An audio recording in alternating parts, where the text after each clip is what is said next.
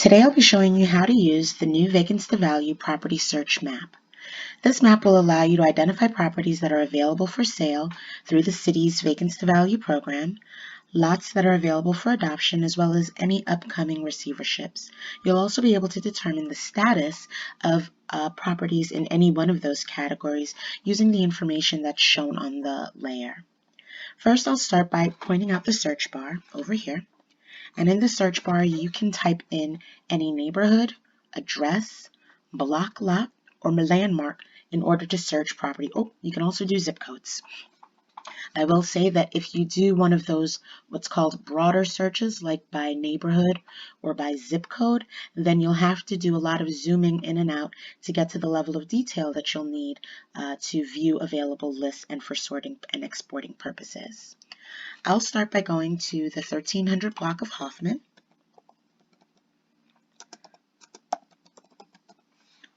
You'll see on the bottom of the search bar that it populates the list of available addresses for you to search. Sometimes there's a delay. Give it a moment and you can only successfully search for any of those categories that I mentioned earlier by waiting for the list to populate and then selecting the option that you want. Before I get into what all these things mean, I'm going to give you another brief example of searching by neighborhood so you can see what I meant by you'll have to do some zooming and sorting to get to what you're trying to search for. So here's the neighborhood down here, Harlem Park, and it brings you to the broadest extent of the map. In order to get to the information that you'll actually find useful, you have to zoom in until the map starts loading in addresses and layer symbols. The further out you zoom, the less symbols you see. That said, I'm going to head on back to the 1300 block of Hoffman, just because that area has a lot of the different layers that are shown on the left, so it'll be pretty easy to walk through the map. Close that out, zoom in just a bit. You may have noticed that on the bottom here it says available open bid. As soon as you put in the address or area that you're interested in and zoom in appropriately, the list of available properties shows on the bottom. You can also click on the Adopt a Lot screen and it'll let you know what lots are available for adoption in this area as well. Upcoming receiverships lets you know which properties have an upcoming receivership date. All of these tools are useful when trying to make a decision about whether or not to purchase a property or to adopt a lot, so you can kind of get a good understanding of the surrounding areas. The layers over here are really important as well. Light blue dots like this indicate that a property is available for sale and would also appear on this list over here. Here's one. Here's 1308. Let's see, North Spring Street, which also appears down here on the list.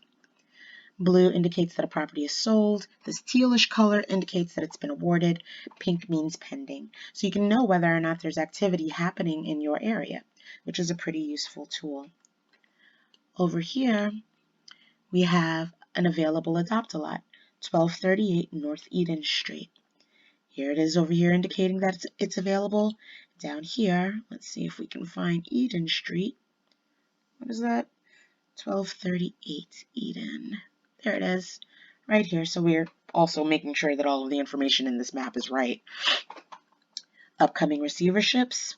Let's see if we can find one. I wonder if we click it, will it take us there? Nope, not that.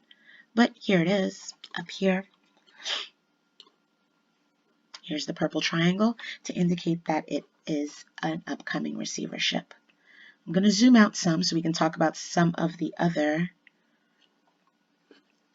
symbols on the list.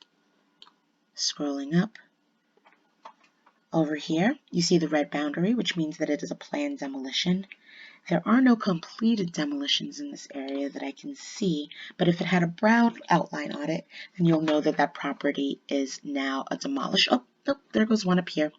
So over here are properties that are also shown as vacant lots, but sometimes there's a delay in the record. So we have to mostly go by the boundaries and then make some inferences when these don't seem to make sense about what the status is. But if the outline is brown and it may still be showing a vacant building on the inside, you'll know that the building is likely to have been demolished. Other important symbols include the vacant lot symbol, which is identified by these yellowish crosses.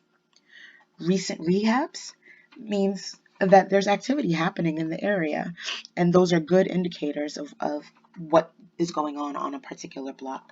On this block, you'll see that there are 2 recent rehabs, there are 3 older rehabs, and a lot that's available for adoption. So depending on what it is that you're looking for, you can make a lot of decisions based on the information that's available. We also identify owner-occupied buildings for you. Those are these hot pinkish looking ones, as well as properties that are owned by the housing authority. Those are these brown ones, and properties owned by the mayor and city council, which are these light green ones. Properties that are owned by the housing authority are typically not available for sale. So if you're interested in purchasing, I'd encourage you to focus mainly on those light green ones. I'm going to go down to the bottom for properties that are available on open bid. You will now have the ability to export your own list. No more do you have to go digging through our 1,000,000-page booklet of all the properties that are available. You can now click on Options and then Export All to CSV.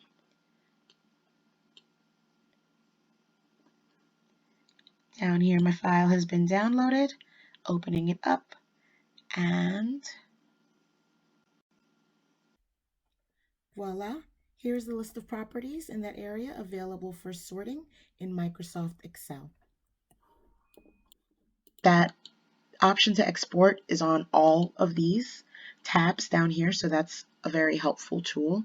Again, remember, if you're doing any of those broader searches, that you'd want to zoom in to the point where the lists start to generate at the bottom, and just be understanding that there can be a delay, but it will work. If you have any questions, feel free to email developmentinfo@baltimorecity.gov or V2V info@baltimorecity.gov. Thank you so much.